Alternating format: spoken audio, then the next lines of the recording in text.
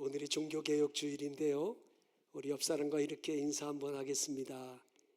개혁만이 살 길입니다. 개혁.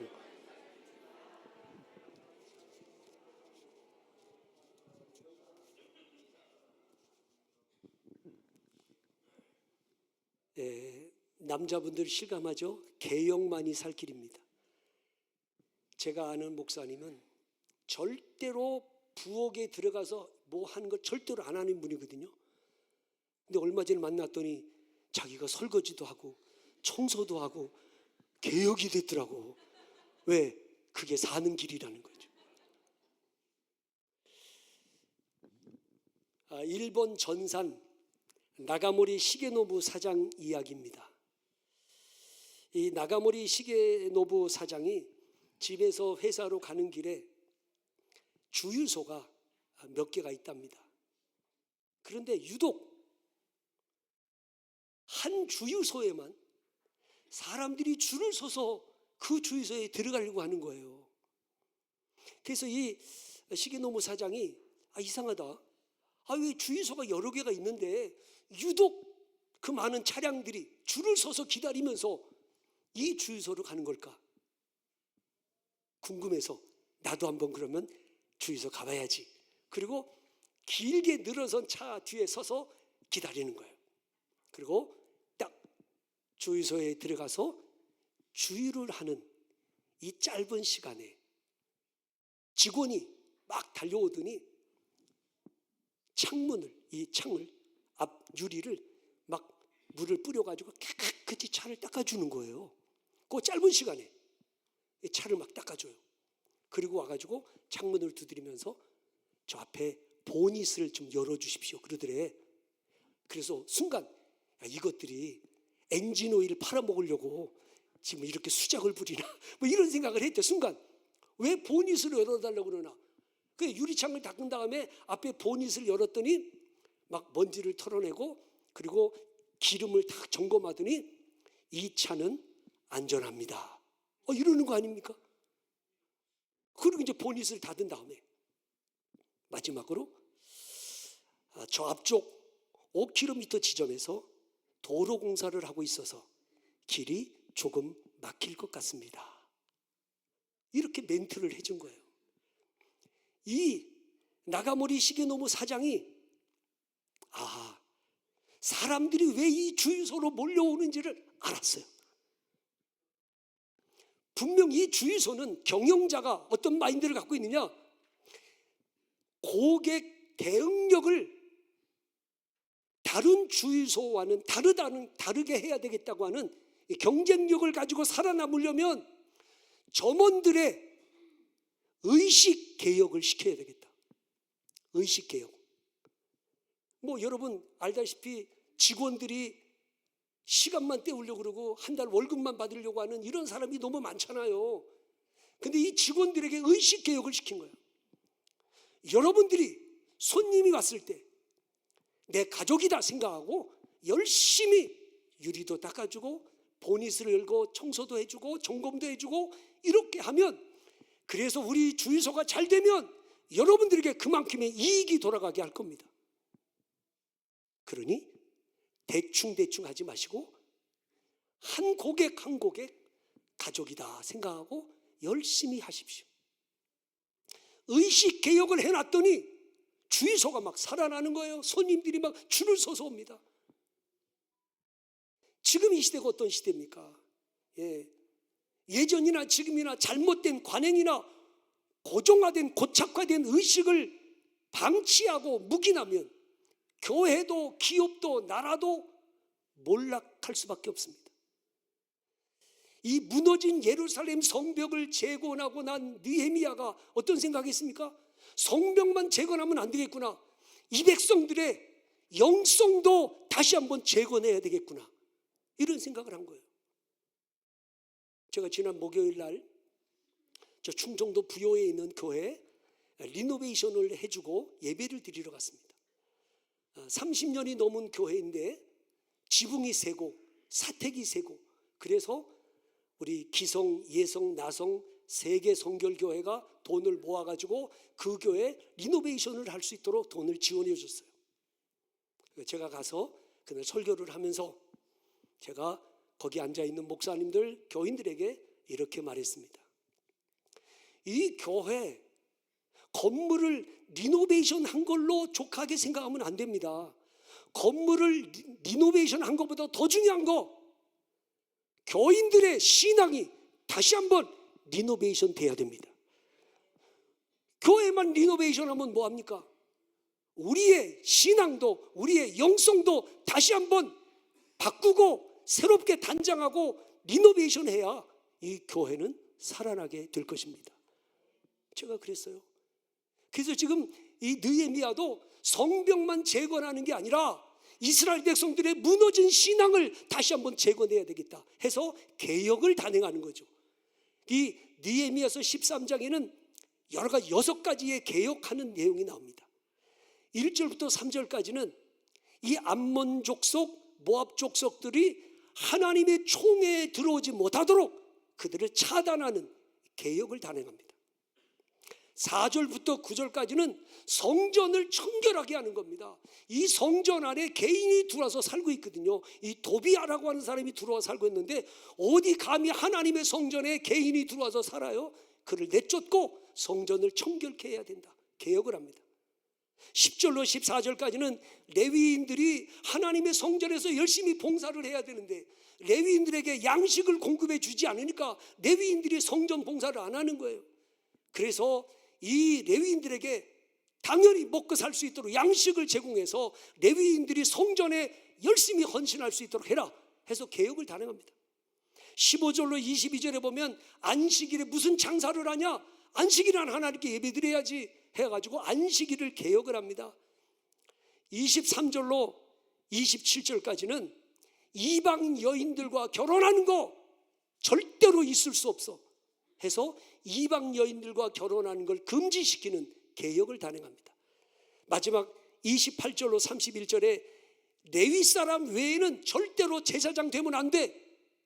레위 사람이 아닌데도 인정에 매이고 친척과 인척관계 때문에 제사장을 막 삼는 거예요. 절대로 안 된다. 성경에 하나님이 레위만이 제사장이 된다고 말씀하셨는데 일반 사람이 어떻게 제사장이 될 수 있겠냐? 개혁을 단행합니다. 여러분, 지금 느헤미야는 하나님의 말씀을 떠나 자기들의 편리와 이익을 따라 살던 유다 백성들의 삶을 지적하고 과감하게 개혁을 단행하고 있습니다. 왜냐하면 여러분 이런 거예요. 개혁이라는 게 우리 몸 안에 종양이 있어요. 이 작은 종양이 있는데 이 종양 제거하려고 하니까 아프고 힘들고 그래서 방치하고 내두면 이 종양 때문에 내가 죽어요. 마찬가지예요. 개혁이라는 건 그런 겁니다. 말씀을 떠난 불신앙의 잔재들을 그냥 방치하면 결국 하나님의 심판을 받아 망하게 된다. 지금은 힘들어도 과감하게 버릴 건 버리고 끊을 건 끊는 결단이 있고 개혁이 있을 때 하나님의 긍휼하심을 받고 회복과 부흥의 역사가 일어나게 될 것이다. 예. 그래서 느헤미야가 제일 먼저 단행한 개혁이 뭐냐? 암몬 족속, 모압 족속을 여호와의 총에 들어오지 못하도록 차단하는 거예요. 자, 오늘 말씀 1절, 2절을 같이 보시죠. 1절, 2절 다 같이 시작.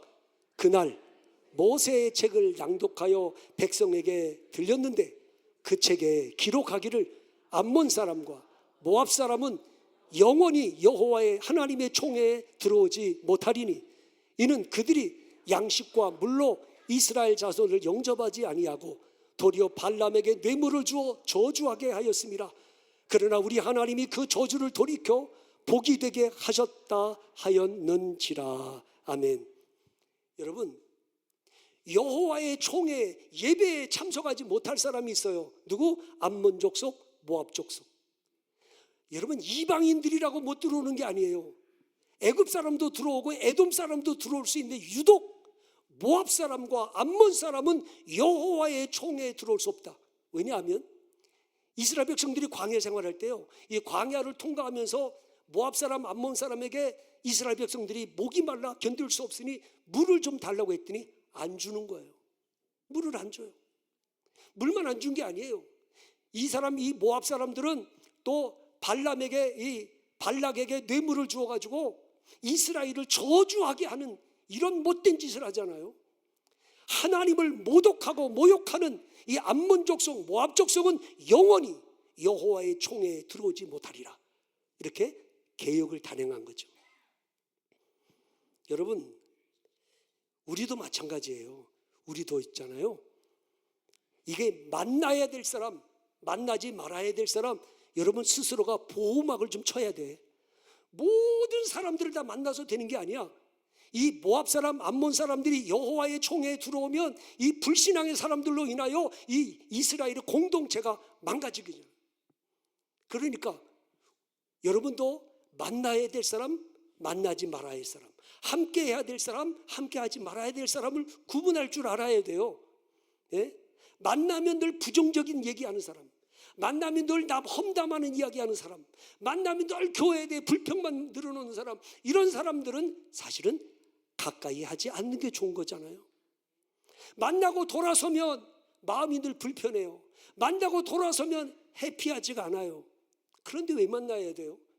여러분, 만나면 헤어질 때 참 평안하고 기쁘고 행복해야지. 그러니까 사람을 만나는 것도 우리가 이 불신앙의 사람들을 자꾸만 만나가지고 부정적인 얘기를 자꾸만 듣다 보면 내 신앙도 자꾸만 병 들어간단 말이죠.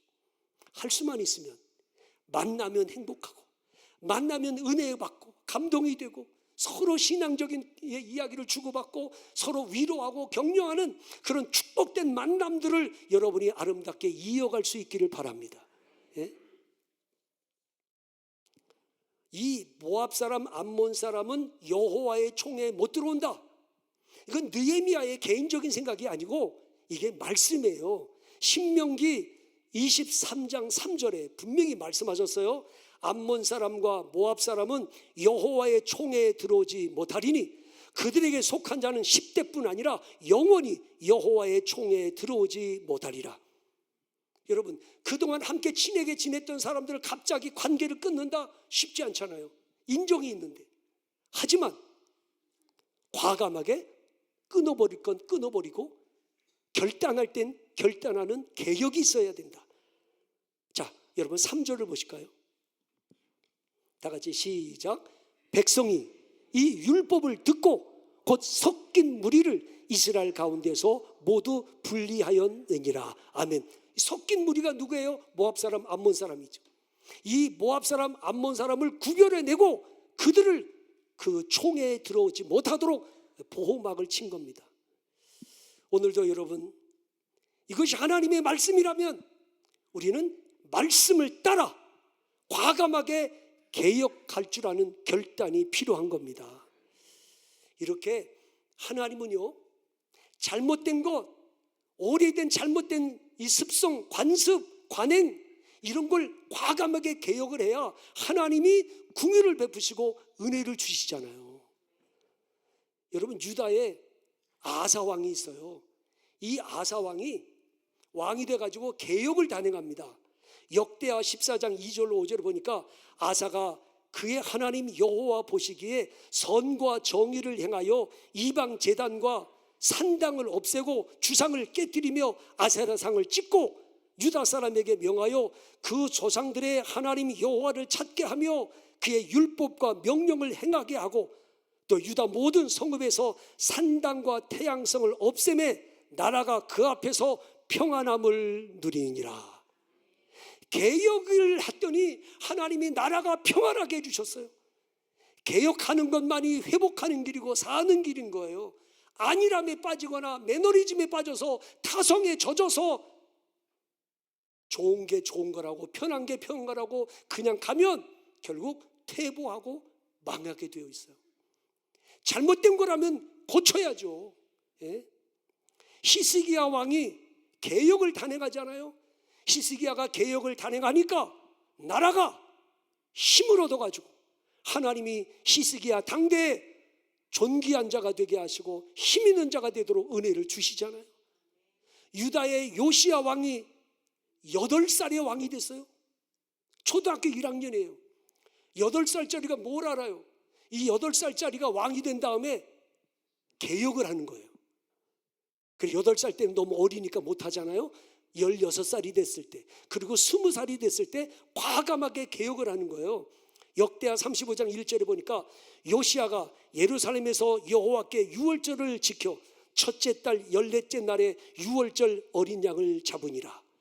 열왕기하 23장 24절에 요시야가 또 유다 땅과 예루살렘에 보이는 신접한 자와 점쟁이와 드라빔과 우상과 모든 가증한 것을 다 제거하였으니, 이렇게 요시야가 더럽고 부정한 걸 다 제거하고 나니까 하나님이 그때 영적 부흥이 일어나도록 요시야 때 은혜를 주시더라고요.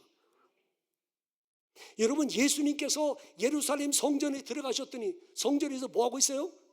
매매하는 자들, 비둘기 파는 자들, 돈 바꾸는 자들, 예수님이 그거 보시고 어떻게 하셨어요?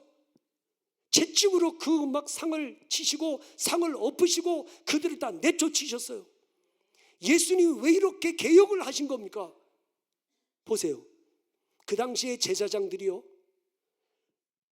유월절이라든가 초막절이라든가 절기가 되면 백성들이 양을 끌고 오고 비둘기를 안고 와야 되는데 그 먼 거리에서 이거 짐승을 가져오려니까 불편하잖아요. 그러니까 제사장들이 성전 안에서 비둘기도 팔고 양도 팔고 돈도 환전을 해야 되니까, 로마 돈을 가지고 또 유대 돈으로 환전해야 되니까 환전하는 것도 있고. 문제는 뭐냐? 제사장들이 이렇게 성전 안에다가 돈 바꾸는 사람들 설치해주고 수수료 받고, 비둘기 파는 사람들에게 비둘기 받고 수수료 받고, 양 파는 거 수수료 받고, 이래가지고 이 성전 안을 장사꾼들로 가득하게 만든 다음에 배를 채우는 게 누구냐? 제사장들이요. 예수님께서 그 성전 안에 있는 걸 다 엎으시고 이렇게 말씀하셨잖아요. 기록된 바 내 집은 기도하는 집이라 일컬음을 받으리라 하였거늘 너희는 강도의 소굴을 만드는도다. 예? 이렇게 하나님의 성전을 장사꾼들로 바글바글하게 만들고 뒷돈으로 자기 주머니를 채워가지고 배부르려고 하는 이 제사장들의 부패한 모습을 예수님이 보시고 개혁을 하신 거 아닙니까? 예? 여러분, 중세 기독교에만 개혁이 필요한 게 아니에요. 오늘 이 시대도 개혁이 필요한 거예요. 돈으로 구원을 팔고 사는 시대가 중세 시대였잖아요. 돈으로 직분을 사고 파는 게 중세 기독교였잖아요. 지금도 예외가 아니에요. 여러분, 인터넷 들어가서 한번 여러분이 한번 이렇게 쳐보세요. 목사 안수 속성 6개월 딱 치면 그거 나와요. 여러분, 목사 안수 받으려면요, 신학대학 들어가지고 4년 졸업한 다음에 전도사 시치를 받고, 전도사 시치 받은 다음에 대학원 3년 마치고, 대학원 3년 마치고 나면 목사 고시를 다 패스해야, 그래야 목사 안수를 받아. 그러니 목사 안수를 아무리 빨리 받아도 8년에서 10년을 걸리는 거야. 근데 요즘 어떻게 한 줄 알아요? 돈 400만 원, 500만 원 내면은 6개월 속성 코스 해가지고 목사 안수를 주는 거야. 6개월 만에 목사 안수를 받아. 이게 말이 돼요? 6개월 동안에 사이버로 해가지고 교육을 받고 그리고 안수를 받아 6개월 만에? 이런 시대가 됐어요. 그것뿐입니까? 지금 교회들마다 이 직분 주는 것 때문에 교회들이 시끌시끌합니다. 장로님 안수받고 권사님 안수받고 안수집사 안수받고 이 일을 하면서 교회가 자꾸만 정해진 금액을 내야만이 그 안수를 직분을 준다고 하니까 장로님들은 몇 천만 원씩 내야 되고 막 이렇게 되니 교회들이 돈 없는 사람은 교회 못 다닌다, 이런 말 나오는 거 아닙니까? 어떻게 교회가 직분을 받으면서 돈으로 사는 것처럼 이런 인식이 되면 안 된다. 한국교회가 개혁이 돼야 된다. 바뀌어야 됩니다. 그런데 여러분, 무엇보다도 개혁의 대상의 1순위는 나 자신이라는 걸 아셔야 돼. 누가 바뀌기를 바라기 전에 나부터 개혁해야지. 나부터 하나님의 말씀 위에 바로 설 수 있도록 잘못된 모습들이 있으면 고쳐야지. 여러분 어떻게 생각하십니까? 첫사랑의 감격을 잃어버리고 종교인처럼 의무감에 매여서 신앙생활하고 있다면 바꿔야지. 예수님이 주인이 되셔야 되는데 내가 주인으로 타고 살아가고 있다면 바뀌어야지. 하나님을 기쁘시게 하는 게 목적인데 내 즐거움만을 위해서 살아가고 있다면 바뀌어야지. 누가 개혁의 대상인 거예요? 나죠. 누구를 개혁해라 바꿔라 할 거 없어요. 나 자신을 하나님 앞에서 돌아보면서 내가 바뀌고 내가 개혁의 대상이 되어야 되는 거죠. 우리 여러분, 우리 자신 한번 돌아보면서 하나님 앞에서 내가 뭘 바꿔야 되나? 하나님 앞에서 내가 어떻게 달라져야 되나? 나 자신을 돌아보면서 개혁을 단행하고 내가 변화되고 새로워지는 그런 모습들이 있어질 수 있기를 바랍니다. 프린스턴 신학교의 유명한 성서 신학자인 오토 파이퍼라고 하는 교수가 계신데, 이 교수님이 강의 시간에 학생들에게 이렇게 얘기를 했어요. 여러분, 종교개혁을 누가 한 겁니까? 여러분은 마틴 루터가 종교개혁을 했다고 생각하는데 마틴 루터가 종교개혁한 거 아닙니다. 이렇게 얘기하니까 학생들이 다 눈이 동그래진 거예요. 무슨 소리야? 1517년에 10월 31일 마틴 루터가 비텐베르크 정문에다가 95개 조항을 붙이고 개혁을 시도한 게 마틴 루터 아니야? 지금 무슨 소리 하는 거야 교수가? 그랬더니 이 파이퍼 교수가 이렇게 말했습니다.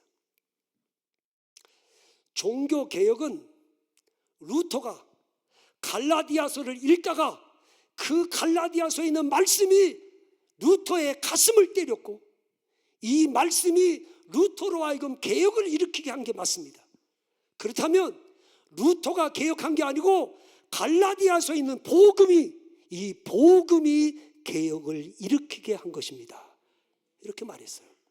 맞아요. 여러분, 하나님의 말씀이 내 속에 들어와서 내 안에서 폭발을 일으켜야, 내 안에서 말씀이 살아 역사할 때 내가 말씀으로 인하여 개혁이 되고 변화되고 새로워지는 거죠. 여러분, 말씀을 읽으셔야 돼요. 말씀을 들으셔야 돼요. 말씀을 묵상하셔야 됩니다. 그리고 그 말씀이 내 안에서 나를 변화시키는 개혁의 역사가 일어나게 하셔야 되는 겁니다. 말씀과 멀어지면 있을 수 없는 거예요. 여러분, 하나님의 말씀을 매일의 양식으로 삼아야지 어쩌다 한번 특식으로 삼으면 안 돼. 성경은 매일의 양식인 거야. 말씀을 읽으면, 말씀을 들으면, 말씀을 묵상하면 그 말씀이 생명이 있어서 내 안에서 폭발적인 개혁을 일으킬 수 있도록 말씀이 역사하실 줄 믿습니다. 여러분, 올해가 가기 전에 나 자신을 돌아보며 내가 이거 잘못된 거 바꿔야지. 오랜 시간 동안에 굳어져 버린 내 모습, 내가 하나님 앞에 개혁을 해야지. 그리고 하나님이 기뻐하는 모습으로 내 자신이 변화돼야지. 그리고 나 자신부터 달라지고 변화되는 개혁의 삶을 살아가시기를 주님의 이름으로 축원합니다. 기도하겠습니다.